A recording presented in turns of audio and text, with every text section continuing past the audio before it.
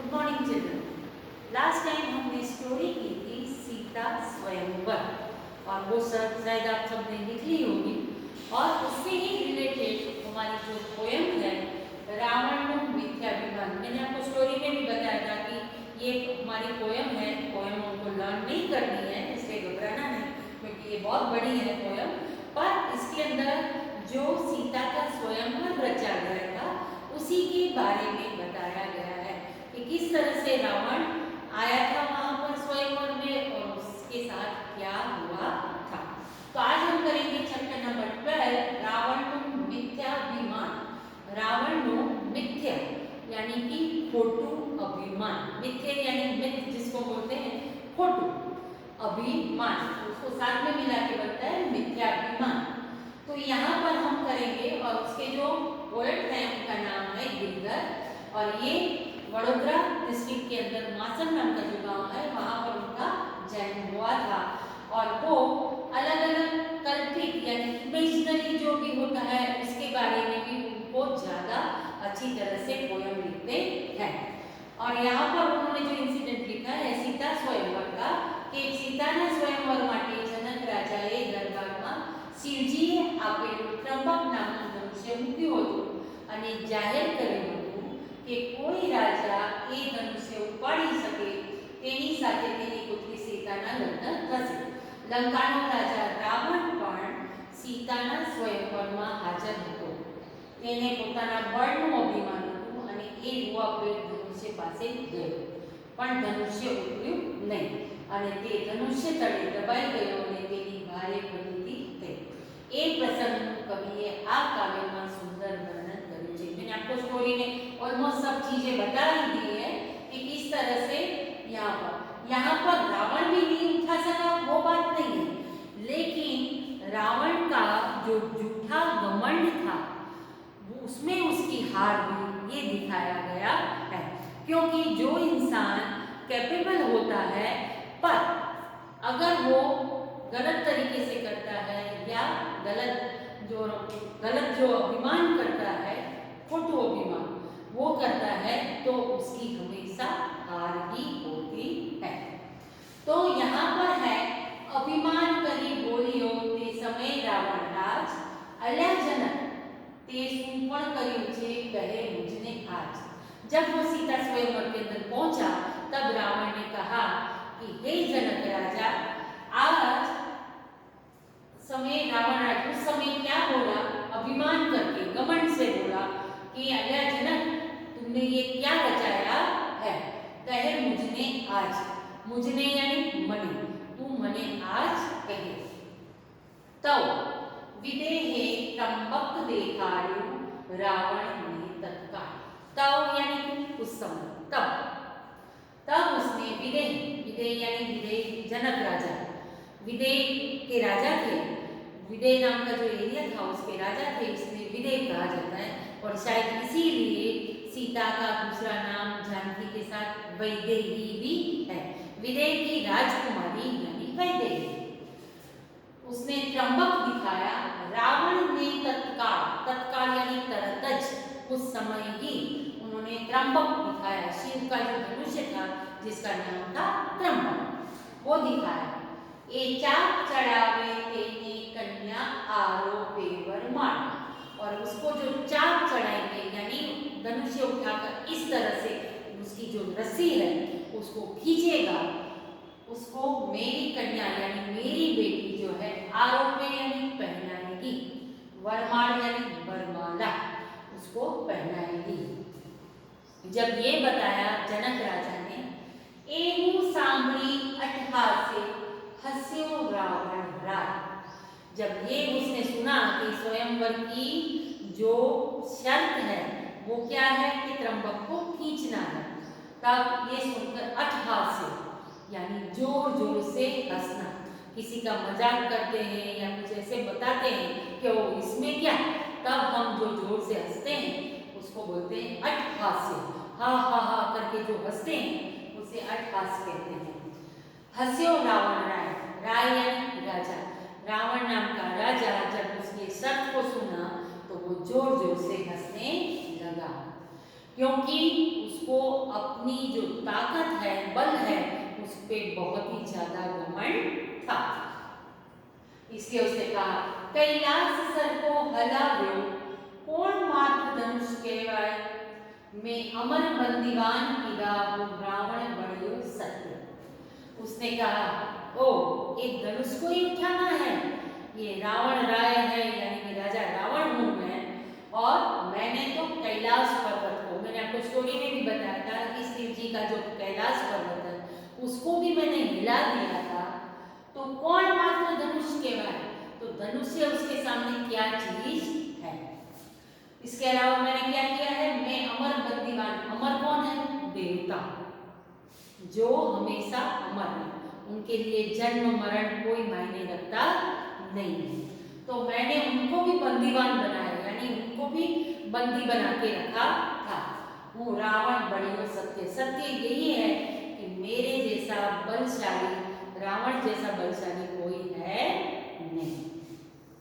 अब उसने और भी अपनी तारीफ में क्या कहा, कंदूकनी पेरे उछालू मेरू मंद्राचल पर्वत पृथ्वी ऊंधी करी नाकू पलक मा निर्धार। कंदूक, कंदूक यानी बॉल, दड़ो, नी पेरे, पेरे यानी जेम, उछालू मेरू मंद्राचल पर्वत, वहां पर इतने मेरू और मंद्राचल पर्वत जो सोने के बने हुए हैं, वो पर्वत जो है, वो पर्वत को भी मैं एक बॉल की तरह उछाल सकता हूं, इतनी मेरे में ताकत है। अने हूँ जो धारू तो पृथ्वी ने पण ऊंधी करी नाखूं, और अगर मैं चाहूं तो मैं पूरी धरती को हिला सकता हूँ। पलक मा निर्धार, पलक झपकते ही मैं निराधार, जिसका कोई आधार नहीं है वो, यानी धरती को बिना आधार के मैं बना सकता हूँ। ब्रह्मांड चाक चढ़ाऊं तो ये धनुष नासा भाग, पूरे ब्रह्मांड, ब्रह्मांड यानी यूनिवर्स, पूरे यूनिवर्स को मैं चाक पे चढ़ा सकता हूँ, यानी इस तरह से गोल गोल घुमा सकता हूँ। चाक का मतलब यहाँ पर क्या होता है, जो पोटर होता है ना, कुम्हार जिसको बोलते हैं, मिट्टी के बर्तन बनाता है, वो किस पे बनाता है, एक बड़ा सा व्हील होता है, उसको कहा जाता है चाक। वो चाक जब गोल गोल गोल गोल घूमता है और उसके ऊपर मिट्टी को शेप दिया जाता है, तब वो जो है बर्तन बनते हैं। तो कुम्हार जो किस पे काम करता है, चाक पे। इसीलिए उसने कहा कि ये पूरे यूनिवर्स को भी मैं चाक चढ़ाऊं, यानी गोल घुमा सकता हूँ। तो मेरे लिए ये धनुष्य क्या चीज है, इसका मुझे क्या भार यानी कि वजन, वेट क्या लगेगा। एम घना वचन बोली, इसके अलावा बहुत बहुत उसने अपनी तारीफ की कि मैं क्या क्या कर सकता हूँ। तारीफ करना अच्छी बात है, पर खुद की तारीफ खुद करना और वो भी घमंड से करना कि मैं क्या क्या कर सकता हूँ और मेरे आगे में कुछ चीज नहीं है, ये जब बोला जाता है तो उसकी हमेशा हार होती है। तो ऐसे घना वचन बोली पछे, पछे यानी बाद में, पछी उठियो रावण राय, और रावण राय जो है राजा रावण, वो अपने सिंहासन पर से उठा। वस्त्राभूषण संभाळीने धनुष बळीते जाए, उसने, राजा महाराजा होते हैं कितने सारे अच्छे कपड़े, वस्त्र यानी कपड़े, भूषण यानी कि आभूषण, गहने, ऑर्नामेंट्स जिसको बोलते हैं, ये अपने आप को पूरा संभाला और फिर धनुष बड़ी, जहां पर धनुष रखा गया था इन्हीं तरफ, बड़ी का मतलब होता है तरफ, तेज जा, वो वहां जा रहा था। और जैसे ही वहां पर पहुंचे और सामने सीता जी बैठी हुई थी, त्यारे सीता ने चिंता करी जे रावण कर से काम, उसको उसकी ताकत पर तो पूरा विश्वास था कि सीता को लगा कि अगर वो धनुष से उठाएगा तो वो फटाफट से उठा लेगा, और अगर उसने उठा लिया तो मुझे ये रावण के को वरमाला पहनानी पड़ेगी, ये तो नहीं था, क्योंकि रावण के साथ उनका जाना तय नहीं था, उनका तो राम के साथ ही जाना तय था। इसीलिए सीता जी को बड़ी चिंता हुई कि अरे अभी तक राम तो पहुंचे नहीं है, इससे पहले ही अगर रावण ये उठा लेगा तो, इसलिए वो चिंता में उनको लगा कि ये रावण कर से काम, अगर ये काम रावण ने कर दिया तो यहाँ पर पूरा सीता स्वयंवर का दृश्य दिखाया गया है कि किस तरह से रावण ये धनुष्य को उठाने के लिए गए। अब सीता जी के पास कोई चारा नहीं था कि अब मैं क्या करूं कि रावण ये धनुष्य को उठा नहीं पाए। इसीलिए उन्होंने पचे स्तुति शिव उमिया कली करता सती अभिराम, और उसी समय उन्होंने बहुत मन से स्तुति की यानी कि प्रार्थना की इसको शिव उमिया को, तणी यानी उनकी, शिव और पार्वती की उन्होंने स्तुति की और कहा महाराज शिव संकट हरण राखजो मारी लाज, कि हे महाराज शिव शंकर आज संकट हरण, संकट यानी मुसीबत, हरण यानी हरने वाले, मुसीबत को टालने वाले हे शिव आज राखजो मारी लाज, आज मेरी मर्यादा को कुछ ना हो, आज आप मुझे बचा लेना। हाली में रावण थकी त्रंबक तमाल आज, शिव धनुष्य आपका है, त्रंबक आपका है, तो हे शिव आज आप मेरी लाज रख देना, आज मुझे ये मुसीबत से बचा लेना और ऐसा करना कि रावण से वो धनुष्य हिले भी नहीं। आज आपका त्रंबक जो है वो रावण उसको हिला भी नहीं सके, ऐसा कुछ करना, ऐसी प्रार्थना सीता ने उस समय की। कब? जब रावण धनुष्य की तरफ जा रहा था तब। एम सीताना मन तनी चिंता जानी राम में एम, और उसी समय राम जहाँ पर थे उन्होंने सीता के मन की, तनी यानी उनकी, मन की चिंता जो है वो राम ने सुन ली। अब और उसी समय कई विकट दृष्टि धनुष्य ऊपर थयु गौरव ते, और उस समय राम ने वहीं से विकट दृष्टि यानी कि एक ऐसी दृष्टि डाली, ऐसी आंख घुमाई कि धनुष्य जो है वो बहुत ही ताकत वाला या तो बहुत ही वेट वाला बन गया। करी विकट दृष्टि धनुष्य ऊपर थयु गौरव ते, और उसका गौरव यानी कि गरिमा है वो रहे कि रावण के हाथ में शिव धनुष्य ना जाए, उसके लिए पूरी तैयारी जो है उन्होंने कर ली। रावणे आवी बात मारी विष कर सोत्यान, रावण को तो लगा अभी मैं ऐसे ही उसको उठा लूंगा, तो बात मारी यानी ऐसे ही पकड़कर उसको लेने गया, और क्या हुआ? लेश हारे नहीं ते गणों भार त्रंबक मारे, पता नहीं त्रंबक के अंदर ऐसा वजन आ गया कि लेश मात्रा यानी जरा सा भी त्रंबक हिला नहीं। गणों भार, अचानक से उसका भार बढ़ गया। तदा थयो निस्तेज रावण स्पर्शता शिवचाप, और शिवचाप यानी कि वो त्रंबक की जो रस्सी थी नीचे की उसको खींचने के लिए, वो उठाने के लिए गया, तो तदा थयो उस समय हुआ, निस्तेज यानी उसमें बिल्कुल जैसे तेज ही नहीं है, उसका जैसे बल है वो समाप्त हो गया है, ऐसे निस्तेज। तो उसका ऑपोजिट क्या होता है? तेजस्वी। तेजस्वी का मतलब होता है ब्राइट, और जिसको हम निस्तेज बोलते हैं वो बोलते हैं ना डल, इस तरह का वो हो गया। स्पर्शता यानी उसको टच करते ही जैसे उसकी पूरी शक्ति चली गई हो ऐसा लगा। हलाव्यू हाले नहीं प्यारे पानो मन परिताप, परिताप यानी दुखी हो गया कि अरे ये शिव धनुष है जिसको मैं आराम से उठा सकता हूँ वो हिलता तक नहीं है, और जैसे उसकी पूरी शक्तियां छीन गई हो ऐसे लग रहा था। पछे अदर से दंत से रक्त लोचन क्रोध, और उसको बहुत ज्यादा गुस्सा आ गया और उसने अपने होठों के ऊपर दांतों को दबा दिया। अधर यानी होठ, पी से दंत, दूसरे से यूं हम किचकिचाते हैं ना, इस तरह से उसने किया, और रक्त लोचन, आंखें एकदम, रक्त यानी खून, लोई, आंखें जो है वो लाल लाल उसकी हो गई। क्यों? क्रोध से, क्रोध यानी गुस्से से, ये ऐसे कैसे हो सकता है, मैं उसको नहीं उठा सकता, और वो भी बड़ी सभा के अंदर। धनुष ते तव उपाड़ू घणो जोर करी नहीं जोर, पर स्वेद चाल्यो अंगति ऊंचू करी बलवान, अपनी जितनी भी ताकत थी उसको खींच कर उसने ऐसे उठाने की। राजा जोध यानी कि योद्धा, एक योद्धा जो है इस तरह से उसने अपने पूरे बल और ताकत को लगा दिया, पर क्या वो उठाने गया तो परस्वेद ऐसे बोला जाता है, पर यहाँ पोयम के हिसाब से परस्वेद किया है।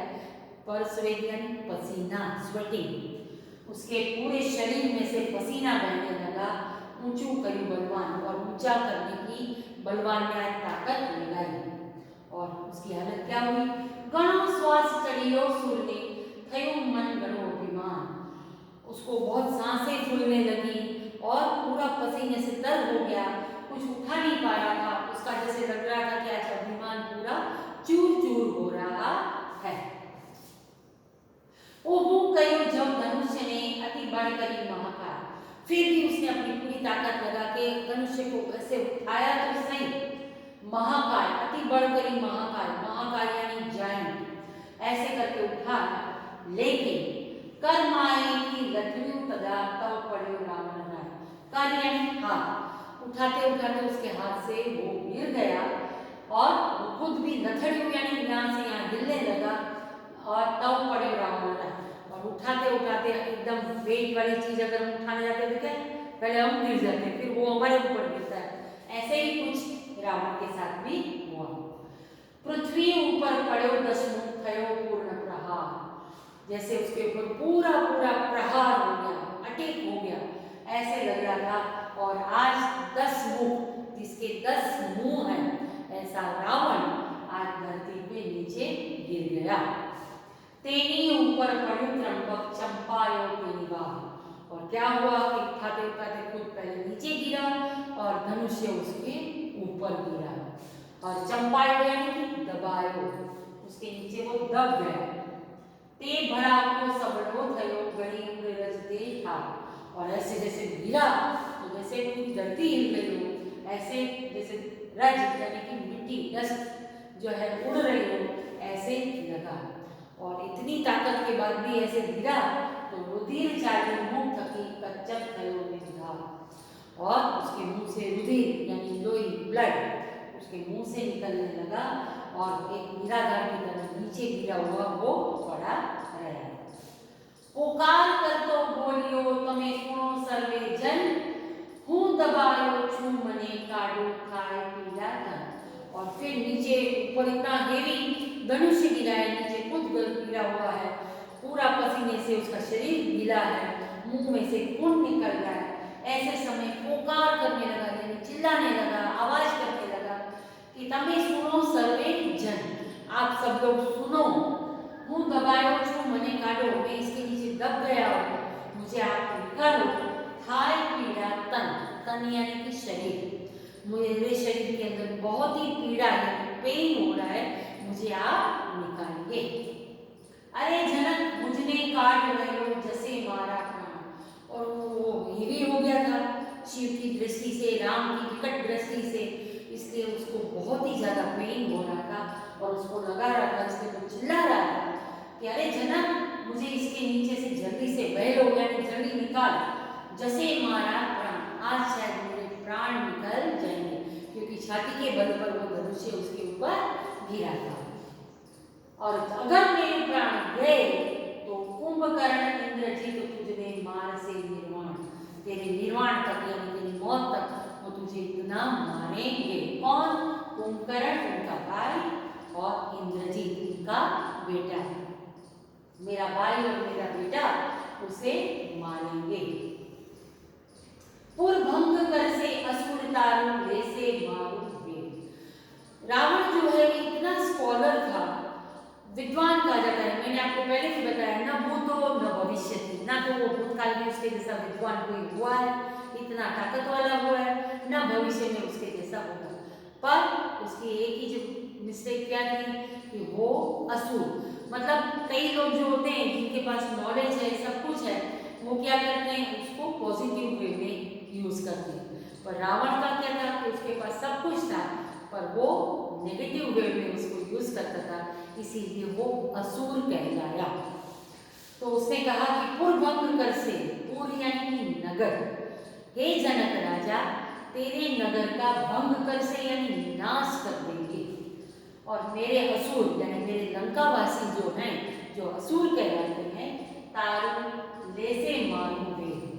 तेरे मेरे असुर जो हैं वो तेरे नगर का नाश कर देंगे और मेरे पर जो ये विधि है उसका वेद यानी कि बदला लेंगे। पामू नवो अवतार जो जामू जीतो मुझे। आज तो मुझे ऐसे लग रहा था कि इसके नीचे से मैं निकलूंगा और बचूंगा तो शायद मेरा ये नवा अवतार होगा, एक नया अवतार होगा, नया जन्म हो जाएगा मेरा, क्योंकि मुझे नहीं लगता कि अगर थोड़ी देर भी मैं धनुष्य के नीचे रहा तो मेरे प्राण बचेंगे। मैं अपने घर वापस जाऊंगा तब शायद मेरा न्यू बर्थ होगा। एन ते समय चंपायो रावण थयु दुख अपार। सब लोग उसको बड़ी सभा में देख रहे थे और उस समय चंपायो यानी दबा हुआ एक रावण जो है बहुत ही पीड़ा सहन कर रहा था। अपार यानी अनगिनत पीड़ा उसके शरीर में थी। पृथ्वी पर पड़ो निशिचर करे मुख पुकार। और इस तरह से निशिचर असुर जो है, कई लोग जो होते हैं उनको क्या होता है कि सुबह सुबह उठकर काम करना अच्छा लगता है, कि फ्रेश माइंड होता है, फ्रेश पूरा क्लाइमेट होता है, तो हमको वो काम करना है। और जो कई लोग होते हैं उनको रात को काम पसंद है, तो ऐसे कहा जाता है तुम असुर हो कि तुमको रात को निशा का मतलब है रात, चढ़ यानी घूमने वाला। इसीलिए चोर जो होते हैं ना, जो रात को चोरी करने निकलते हैं, उसको क्या कहा जाता है? निशिचर, जो रात के अंधेरे में घूमते हैं। यहाँ पर कहने का मतलब ये है कि अंधेरे में जो कुछ भी करते हैं वो गलत करते हैं, इसीलिए निशिचर कहा है। तो ये असुर है, इसलिए उसको कहा कि आज निशिचर जो है पृथ्वी पर गिरा हुआ है और पुकार कर इसलिए चिल्ला रहा है कि मुझे जल्दी से बचा लो। पुकार कर तो मुखे रावण पीड़ा पामे तनरे। चिल्लाता हुआ रावण आज एकदम हेल्पलेस हो गया है और उसके शरीर में, तन में, शरीर में बहुत ही ज्यादा पीड़ा हो रही है। त्यारे सर्व सभा सांभरता बोला जनक राय वचन में। और फिर से जनक राजा ने अपने लोगों को कहा कि रावण को यहाँ से उठाओ, और धनुष्य को उठाया गया और रावण जो है वो अपने जो है जगह पर बैठा, लेकिन पैर पछाड़ता हुआ, चिल्लाता हुआ कि आज मेरा जो ये जनक राजा तेरी सभा के अंदर अपमानित हुआ हूँ, इसका बदला मैं जरूर लूंगा। और इस तरह से उसने वहां से वो निकल गया। और उस समय जनक राजा भी परेशान हो गए कि अब क्या होगा। और ऐसे समय पर वशिष्ठ मुनि, जहाँ पर राम और लक्ष्मण उनके पास शिक्षा प्राप्त कर रहे थे, उनको लेकर आए। और जनक राजा ने तो ये भी कहा कि ये जो धरती है क्या ये मर्दों के बिना की हो गई है, कि आज मेरी बेटी की शादी नहीं होगी, क्योंकि आज त्र्यंबक को उठाने वाला कोई नहीं। ऐसे समय में वशिष्ठ मुनि ने कहा कि जाओ बेटा राम, जाके ये कार्य करो। और तब राम जाते हैं और वो धनुष्य को उठा के जैसे ही उसकी रस्सी खींचने जाते हैं कि धनुष्य के 2 टुकड़े हो जाते हैं, इतने बलशाली थे राम। और ऐसे देखकर फिर सीता का स्वयंवर रचा जाता है। सीता जो है राम को वरमाला पहनाती है। पर रावण जो है उसने बदला लेने की ठान ली थी, और इसीलिए जब राम को वनवास हुआ और जब वो जंगल में गए, तब जो है सीता को अपहरित कर करके वो उसको वहां से लेके गया। उसका सीता के साथ शादी करने का कोई मकसद नहीं था, लेकिन जिस सीता की वजह से उसको बड़ी सभा में अपमानित हुआ, इसीलिए वो लंका में लेके गया। और इसीलिए वो अपने राजमहल में नहीं लेके गया, बट कहाँ लेके गया? उसके बाहर जो बगीचा था, अशोक वाटिका, उसके अंदर लेके गया और वहीं पर उसको रखा गया था जब तक राम उसको लेने नहीं आए थे तब तक। तो इस तरह से रावण का जो ये गलत मिथ्या यानी खोटू अभिमान હતું એ આ રીતે चूर चूर થઈ गई। इसमें खाली आपको जो हार्ड वर्ड्स है, रीजनल वर्ड्स है, उसको ध्यान में रखना है। बाकी मीनिंग्स और ये सब मैं आपको शॉर्ट करके बताती हूँ, वो आपको मैं PDF में भेजूंगी, तो आप उसको एक बार फिर से रीड कर लेना और लर्न करने की जरूरत नहीं है। और सीता स्वयंवर के बारे में तो आप माइथोलॉजी में बहुत बार पढ़ चुके हैं और मैंने भी आपको स्टोरी लिखाई है, इसलिए इसमें ज़्यादा करने की जरूरत नहीं। हाँ, अगर आपको स्टोरी राइटिंग में आपको अपना कुछ ऐड करना हो तो आप जरूर से कर सकते हैं। तो ये चैप्टर पढ़ने के बाद नेक्स्ट में मैं आपको PDF भेजूंगी। Till then bye.